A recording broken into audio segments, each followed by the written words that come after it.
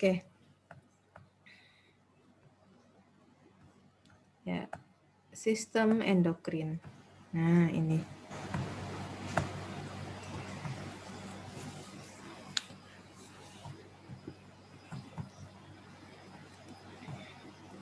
Ya. Sistem endokrin atau proses hormon ya, hormonal, kaitannya nanti dengan hormonal ya. Ini tapi di sini saya akan menjelaskan hanya organ-organ yang ada di sistem endokrin saja ya. Itu bahwa ada 2 poin ya untuk endokrin itu adalah hipotalamus dan juga hipofise ya yang ada di dalam otak. Nah, ini otak ini penampang untuk endokrin itu ada ini. Ada di hipofise itu adalah pituitary gland itu maksudnya ke hipofise ya. Kemudian ada hipotalamus itu adalah di kompleknya ini hipofise ya. Kemudian ada di bawah lagi adalah paratiroid ya, kemudian ada tiroid. Ini paratiroid dan tiroid itu satu kesatuan dalam satu organ ya. Kemudian turun lagi ke bawah itu ada adrenal ya, kelenjar adrenal ya. Kemudian di bagian tengah lagi ada kelenjar pankreas, dekatnya ginjal ada kelenjar pankreas. Kemudian ke bawah lagi ada ini kalau yang laki-laki itu adalah kelenjar testis ya. Kemudian kalau yang perempuan itu kelenjar ovarium. Ya, ini di sini. Dan masih banyak lagi organ lain yang belum tercantum di sini. Ya. Ini yang pertama kita pelajari tentang hipotalamus.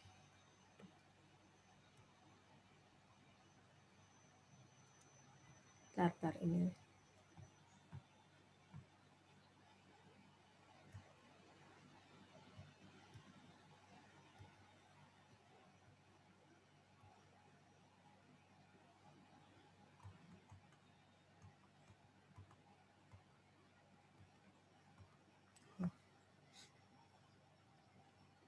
Oke.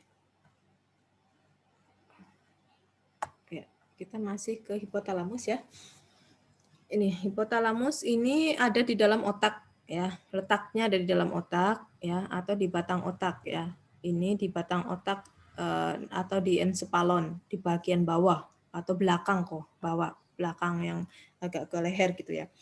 Nah, ini otak bagian atas. Nah, hipotalamus itu munculnya ada di bawah. Ini. Nah, untuk hipofise yang mana? Hipofise itu ada ini, lobus anterior dan lobus pituitari. Itu posterior dan anterior itu maksudnya di hipofise. Kalau hipotalamus itu satu. Nih. Nah, ini yang berwarna ungu ya, hipotalamus. Nah, ada di dalam batang otak bagian belakang ya atau di ensepalon ya. Ini hipofise. Ini kalau kita angkat keluar ya, lebih perbesar lagi maksudnya ya. Itu bentuknya akan seperti ini terlihatnya ya. Nah, ini di bawahnya hipotalamus itu ada hipofise. Karena hipofise ada 2 bagian, yaitu anterior dan posterior lobus. Lobus ya atau pituitary bagian ini, ada 2 bagian ini. Ya, yang masing-masing punya fungsi sendiri-sendiri. Nah, yang ini penghubung stalk connecting ya atau penghubung dari hipotalamus dan juga hipofise. Kemudian berikutnya adalah, nah ini hipotalamus dan juga hipofise merupakan satu kesatuan ya ini ya. Nah, jadi ini tadi yang berwarna ungu ya hipotalamus itu. Kemudian ada bentuk-bentuk atau bagian dari hipotalamus itu ada mammillary body ya atau bodinya atau badan dari mammillary.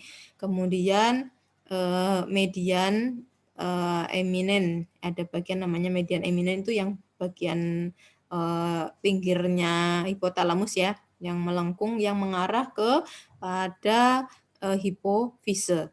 Kemudian sebelum di hipofise itu ada penghubungnya ini disebut infundibulum. Ini bagian otak ya.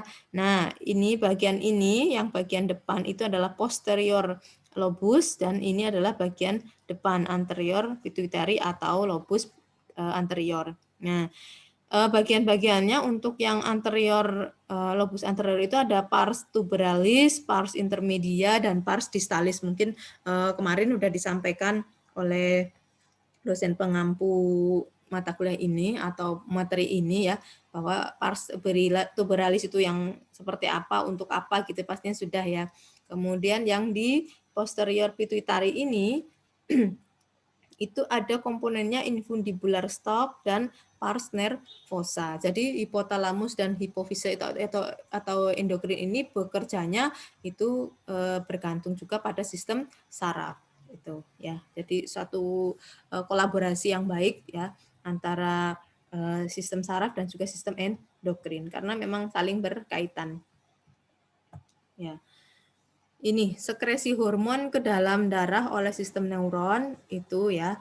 Jadi yang pertama adalah dari hipotalamus ya. Dari hipotalamus itu hormon dibuat ya. Jadi tempatnya pembuatan hormon itu ada di hipotalamus di sini ini ya. Jadi hormon dibuat dan paket ya.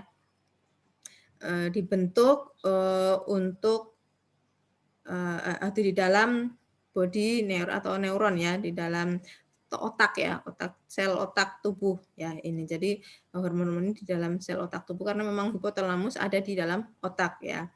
Kemudian setelah itu sudah dibuat, terus kemudian dialirkan melalui vesikel ya ke dalam sel ya ini ya. Kemudian berikutnya adalah si vesikel ini ya. Vesikel-vesikel ini akan membawa hormon ya, itu yang disediakan di hipofise ya. Nanti akan diolah lagi oleh hipofise ini, masuk ke hipofise ya. Ada venanya di sini sudah ada ya. Terus antara ini yang posterior dan juga ini yang anterior. Nah, kalau yang hormon-hormon ini dia ada di posterior pituitary atau lobus posterior.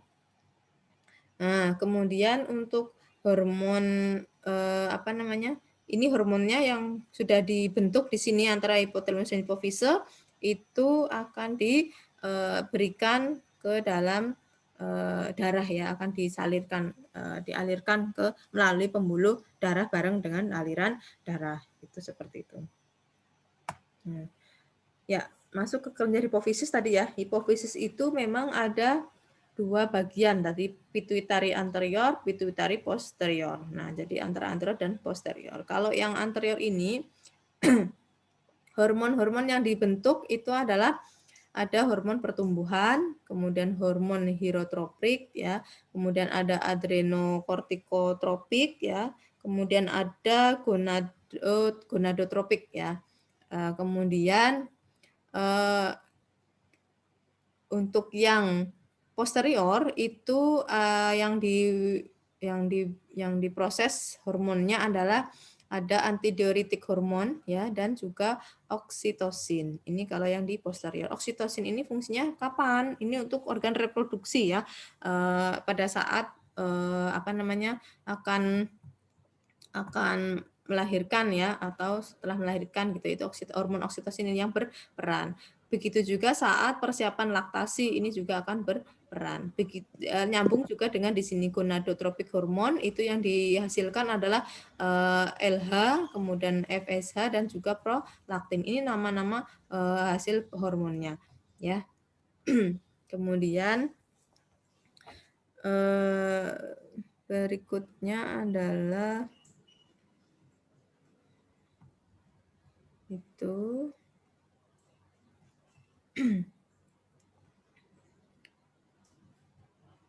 ya, masuk ke berikutnya, kelenjar berikutnya. Tadi dari atas itu kan kelenjar tadi ya, hipotalamus, hipofise, kemudian kita masuk ke kelenjar tiroid. Tiroid juga nanti bersebelahan dengan para tiroid, jadi satu-satu ya.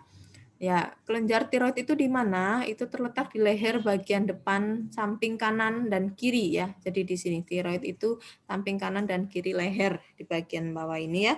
Itu di kanan kirinya trakea. Nah, ini trakea yang tengah ini trakea, ini adalah hormon tiroid dan paratiroid. Ini jadi satu. Jadi hormon tiroid itu adalah dia gabung ya dengan paratiroid itu gabung. Nah, nanti di bawah ada penjelasan gambarnya untuk lebih jelas lagi untuk yang paratiroid dan juga tiroid ya. Nah, itu ini melekat pada tulang laring ya, nih di sini.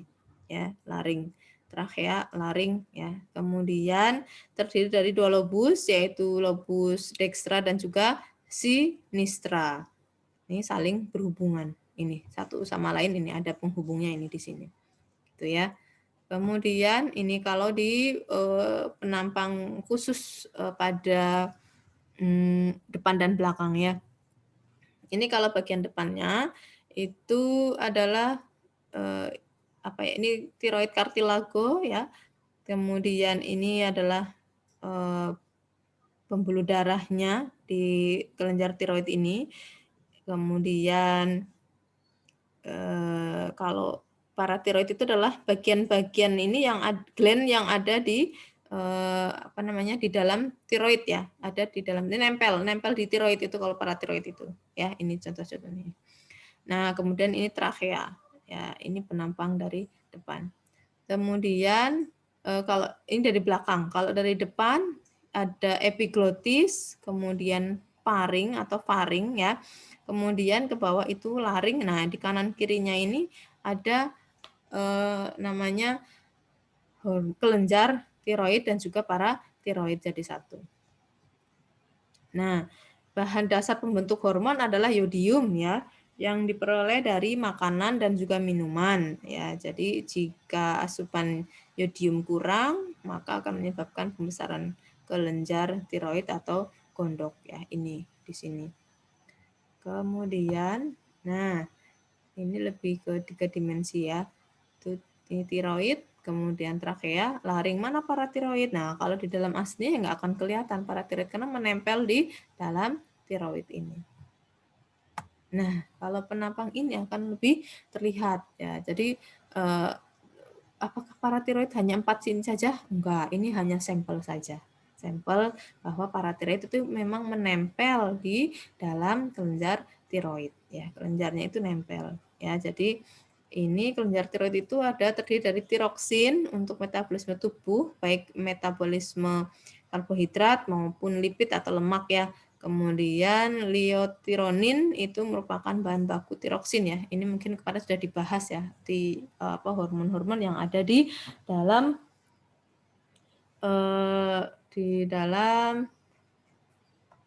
hormon tiroid, kelenjar tiroid. Oke. Kemudian berikutnya setelah kelenjar tiroid dan paratiroid ini ya, di bawahnya ada kelenjar timus. Timus itu ada di antara paru-paru ya. Lung ini paru-paru, heart itu hati atau jantung ya. Ini jantung bukan heart, hati bukan ya, bukan.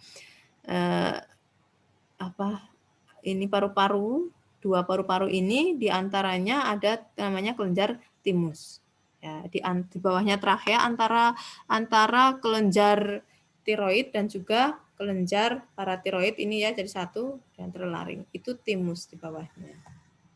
Ya, ini terletak di dalam rongga mediastinum ya, di mediastinum itu di trakea torak ya di belakang osternum ya. Kemarin sternum tahu ya. Jadi bagian tulang yang ada di depan dada itu ya, yang ke atas ke bawah ya, klavikula terus kemudian ke bawah sampai ke diafragma perut ya.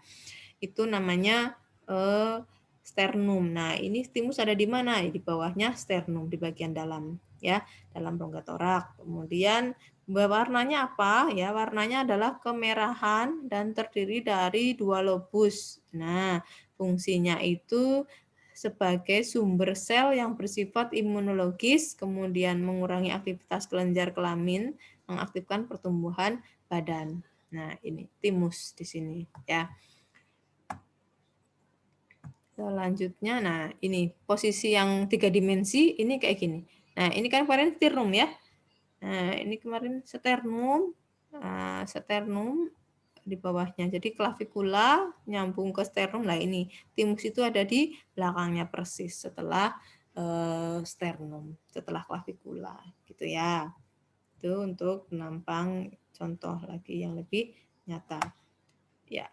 Berikutnya adalah kelenjar suprarenal, ya, suprarenal atau adrenal juga sama ya, yang apa namanya, posisinya ada di atas ginjal, masing-masing ginjal ya, kanan kiri ya, itu di atasnya. Itu seperti menempel ya, menempel dengan di ginjal ya. Nah, ini bentuk kelenjarnya begini ya, ini kelenjar adrenal ya. Ada korteks dan juga ada medula ya. Ini di atasnya ginjal tadi ya. Ini kemudian berikutnya ini terletak di kutub atas ginjal ya. Maksudnya kutub atas itu adalah ini, puncaknya ginjal ini ya. Sehingga disebut juga suprarenal, adrenal, suprarenal itu sama. Terbagi menjadi dua lapisan, yaitu lapisan medula dan adrenal ya, itu menghasilkan katekolamin ya. Kemudian korteks adrenal itu menghasilkan steroid. Ya, itu kalau ini menghasilkan steroid bagian ini, kalau medula itu menghasilkan zat namanya katekolamin. Gitu. Berikutnya adalah kita masuk pada kelenjar pankreas. Nah, di kelenjar pankreas ini ada komponen yang tidak kita ketahui ya, itu namanya empedu ya, atau gallbladder itu empedu. Nah, itu sebenarnya kelenjar yang memang berfungsi untuk di sistem imun juga ini ya, atau endokrin juga dia ya. Itu dia mengekskresikan racun dari hati, ya hati asli hati ya, bukan heart jantung tadi ya. Hati atau limpa ya, hati manusia itu hati yang lebar ya, ada dua bagian ya. Nah, ini berdekatan dengan biliar ya, atau dengan hati dan juga dengan lambung dan pankreas. Nah, posisinya itu. Kemudian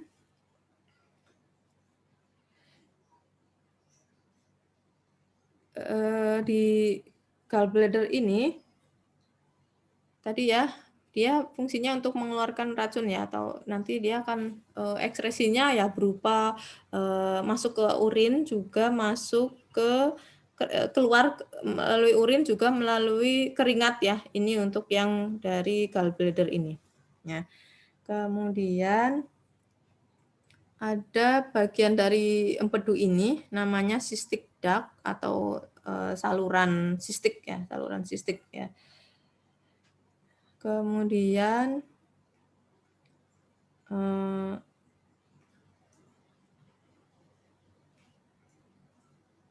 berikutnya ada common biliar duct. Ini pokoknya yang hijau ini semuanya adalah saluran-saluran yang ada di bagian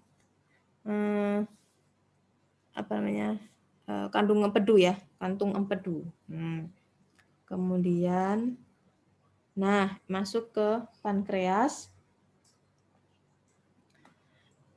Pankreas ini kelenjar yang menghasilkan hormon insulin ya, itu hormon insulin atau gula darah ya, gula dalam darah ini yang mengatur adalah pankreas ya.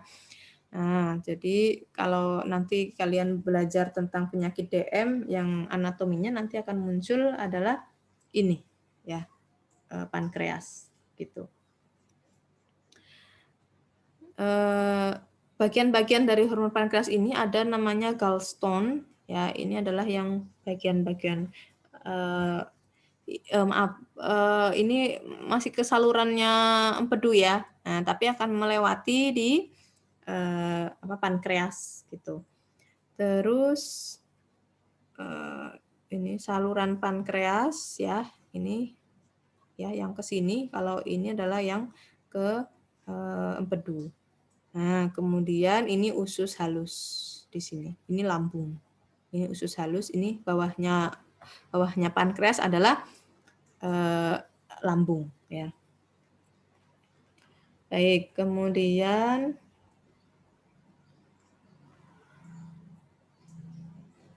ada lagi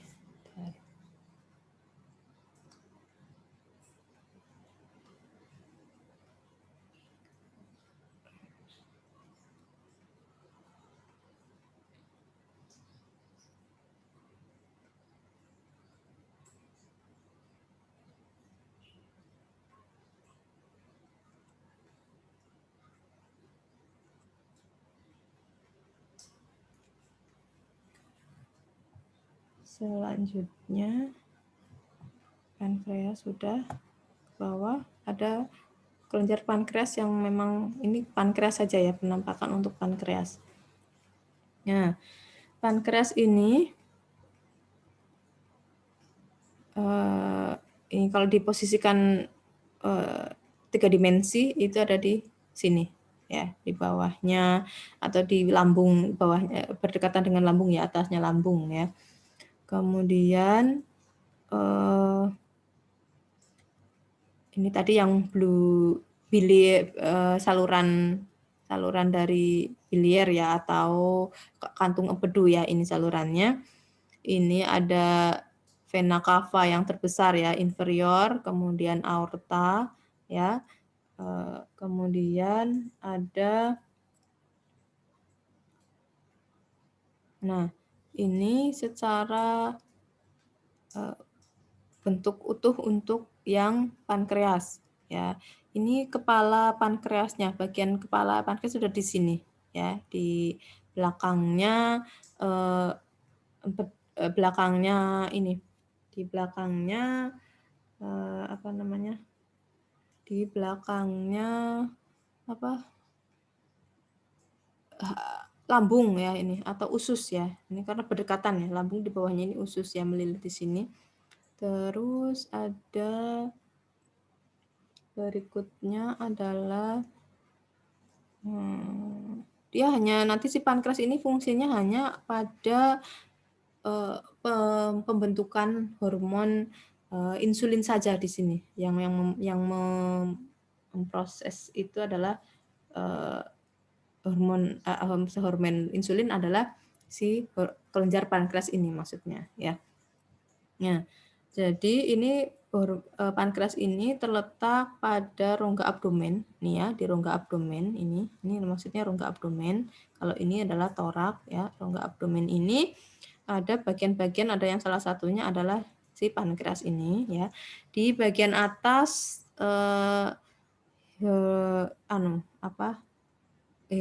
di duodenum ya, ini nih, di antara ini duodenum ya, atau usus besar ya, ke lien atau limpa atau ke hati ya.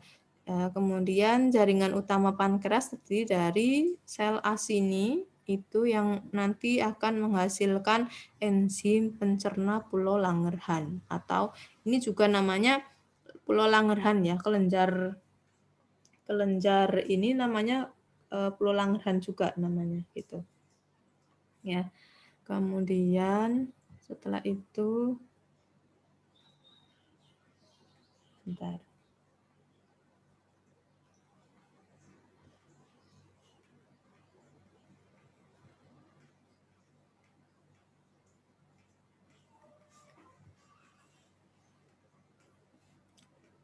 Oke, itu prinsipnya untuk nil pankreas hanya ini ya. Tapi ini dia posisinya ada di usus 12 jari duodenum ya, atau usus besar di sini ya, dan usus halus bagian usus, dan juga nanti belakangnya adalah lambung.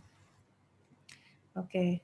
Terus berikutnya adalah, nah ini yang masuk pada kelenjar di kelamin ya, atau tadi testis dan juga ovarium. Nah, di sini kalau yang pada laki-laki itu berarti ada di bawah ya. Testis itu kan di bagian bawah ya. Kalau di wanita kelenjar ovariumnya itu di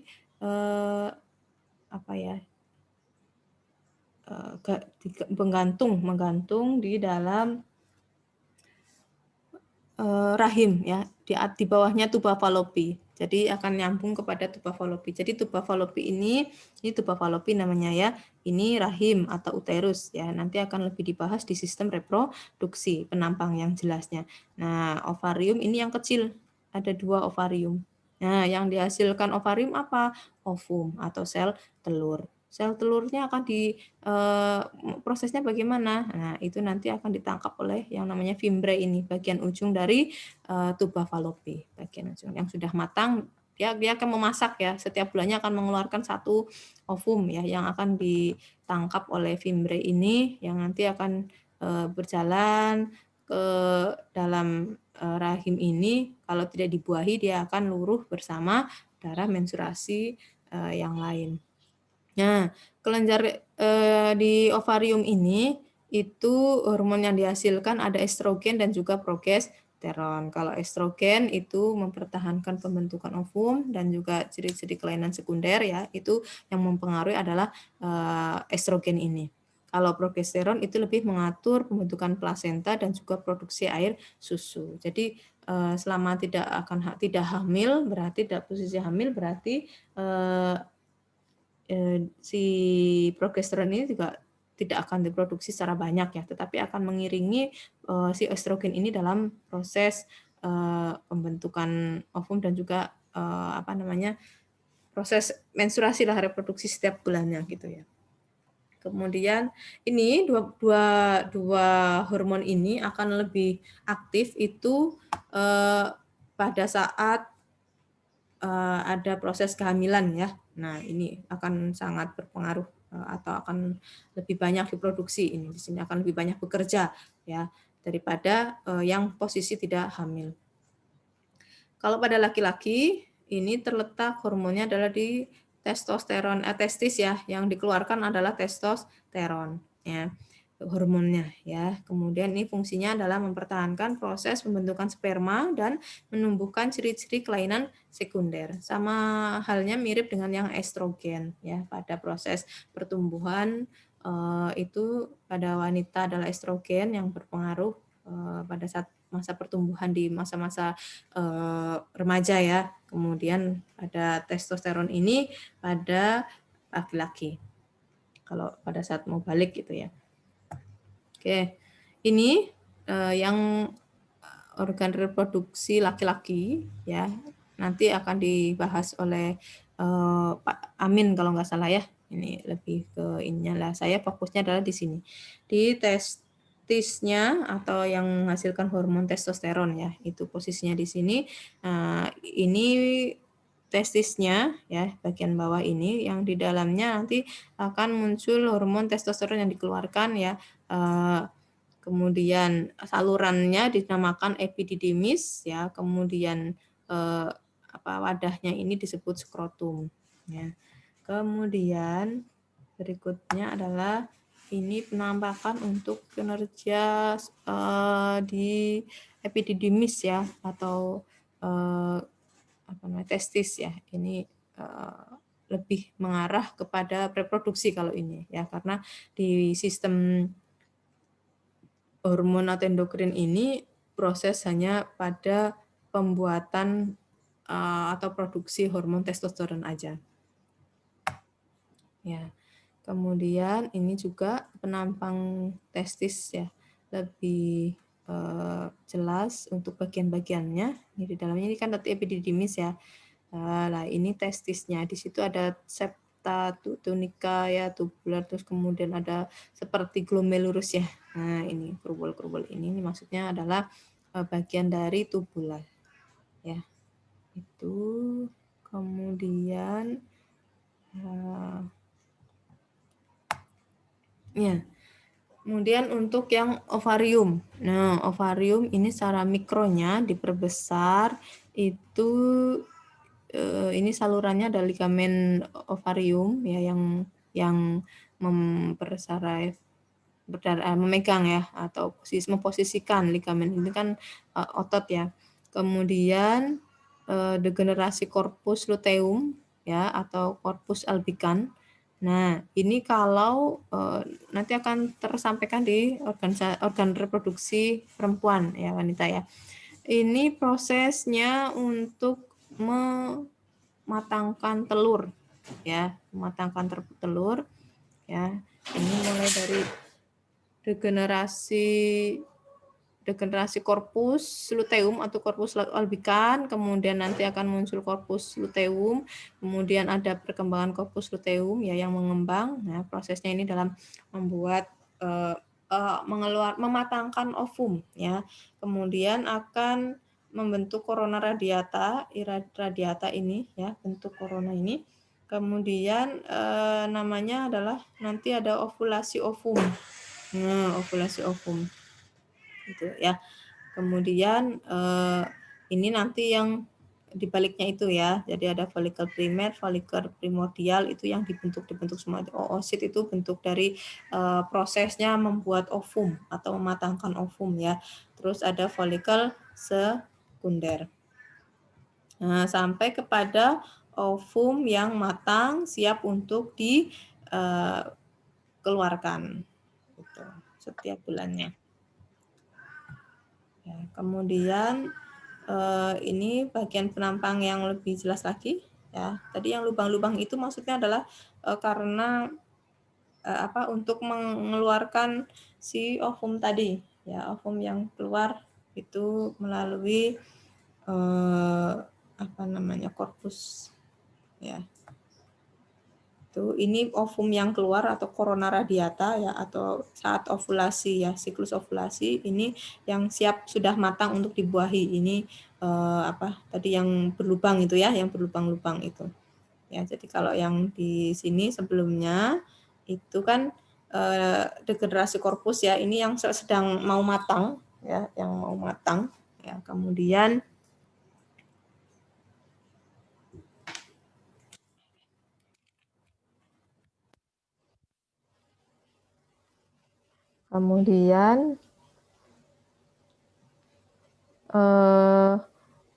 ini tempat keluarnya yang tadi korpus luteum itu ya. Nah, itu yang tempat keluarnya si ovum. Jadi siklusnya untuk mengeluarkan ovum yang sudah matang itu tadi seperti itu. Jadi setiap siklus 1 bulan sekali itu akan begitu terus si ovarium dalam mematangkan ovumnya gitu. Ya, itu yang bisa saya sampaikan untuk sistem hormon ya atau endokrin. Ada yang mau diskusi untuk sistem endokrin? Dipersilahkan. Ibu, izin bertanya. Ya. Katanya itu kalau anak laki-laki itu nggak boleh kebanyakan makan kacang kedelai. Karena kacang kedelai itu mengandung banyak hormon estrogen. Terus kalau laki-laki banyak makan atau minum kacang kedelai, katanya nanti jadi lemah gemulai. Itu benar nggak? Untuk kebenarannya itu kayaknya sih belum ada hasil penelitian yang mendukung ya, atau mungkin ada tapi sekian persennya ya. Itu kalau memang bukan berarti dari makanan ya, kalau hormon itu kan proses di dalam tubuh ya, secara normal bahwa hormon estrogen itu hanya diproduksi oleh ovarium ya, atau oleh hormon wanita saja. Nah, kalau yang dikaitkan dengan makanan itu kemungkinannya sangat kecil ya, karena memang itu dibikinnya atau yang membuat itu adalah dari hipotalamus, hipofise kayak gitu. Ya, itu yang memerintahkan dari hipotalamus, kemudian hipofise membuatkan, meminta organnya berarti kalau estrogen adalah yang mempunyai estrogen kan hanya organ wanita saja kan, yang memproduksi hormon estrogen itu kan hanya di ovarium tadi ya. Jadi kalau yang laki-laki misalnya pun itu ada estrogennya, itu kan berarti dia memang ada semacam kelainan yang memang diproduksi oleh si pria ini gitu. Jadi ada hormon estrogen di situ. Yang kalau misalnya dia gemulai berarti memang dia ada hormon estrogen yang terkandung di dalam tubuhnya gitu. Entah ada kesalahan di sistem hormonnya di testosteronnya kah, mau ada sekian estrogen gitu misalnya yang dihasilkan ya kita tidak tahu gitu. Tapi kalau memang gemulai itu kan bisa karena dibiasakan, atau memang dia di dalam tubuhnya ada produksi estrogen yang berlebih kayak gitu, atau ada hormon estrogennya kayak gitu. Berarti kalau dari makanan itu kemungkinan kecil. Kecil. Baik, Kecil. terima kasih, Bu. Ya. Ada lagi?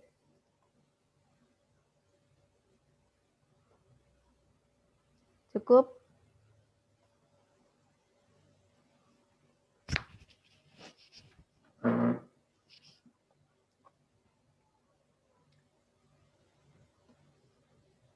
Ada lagi? Ibu izin bertanya, Ya. ada yang mengatakan kalau timbulnya jerawat itu dipengaruhi oleh hormon. Hormon apa yang mempengaruhi itu, Bu? Jerawat ya. Iya. Jerawat itu bukan hormon ya. Itu karena apa? Itu karena di kelenjar di kulit kita. Ya, itu kelenjar minyak, bukan hormon, tapi yang mempengaruhi adalah kelenjar minyaknya di wajah atau di seluruh tubuh.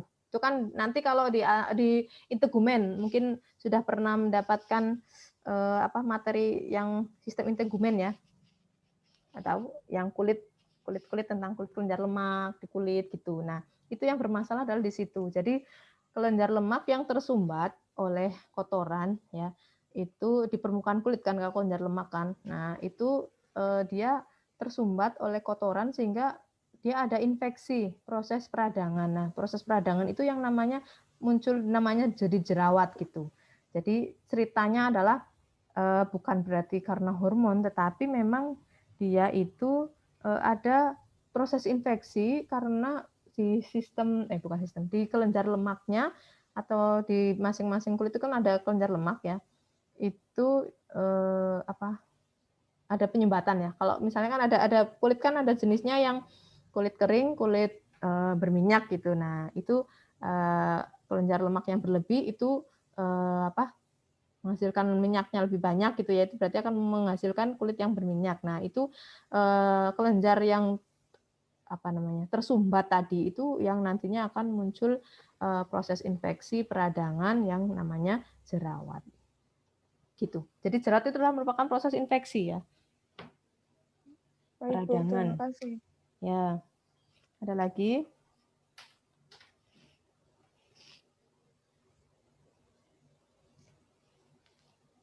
Ada lagi?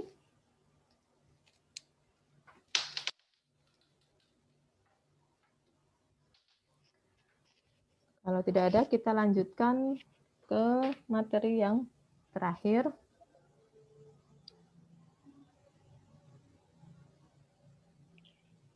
Berarti